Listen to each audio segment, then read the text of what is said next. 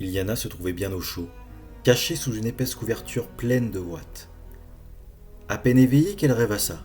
À son contact, tout était doux et moelleux et sa maman ne tarderait pas à entrer dans sa chambre pour la sortir du lit.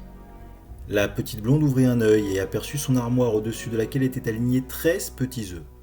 Chaque année, pour la récompenser d'avoir vécu un an de plus, une amie de sa maman lui offrait un œuf. Il s'agissait de céramiques oblongues finement peintes de motifs épurés. Iliana se contrefichait de ces œufs. Ils étaient là-haut, sur son armoire. Ils décoraient sans décorer, voilà tout. Iliana était si heureuse, à moitié éveillée, à moitié endormie, sans souci d'aucune sorte, bien au chaud dans son lit. C'était un pur moment de grâce, un moment simple, un bonheur radieux.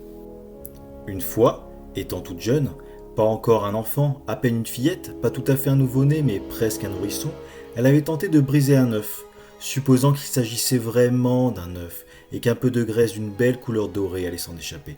Iliana avait protesté, s'était offusquée, pensant que sa maman et sa grande sœur lui eussent honteusement menti. Mais ces dernières l'avaient copieusement rabrouée, l'accusant d'avoir cassé un des présents de Dame Bouchère. C'était ennuyeux. C'est pourquoi se trouvaient 13 œufs en haut de l'armoire, et non 14. Iliana était si heureuse. Puis, tandis qu'une douleur l'assaillit au visage, vers la joue, sur la cuisse, au ventre, à la cheville surtout, elle ouvrit pleinement les paupières. L'armoire s'évapora dans une fumée noire et confuse, dévoilant une triste réalité dans laquelle les œufs n'existaient pas. Elle les regrettait déjà, et sa maman ne viendrait pas la lever. Elle était morte, probablement décapitée par les sulfateuses ordéniennes depuis déjà bien longtemps. Elle la regrettait aussi. Iliana eut un haut le cœur et les larmes lui montèrent aux yeux.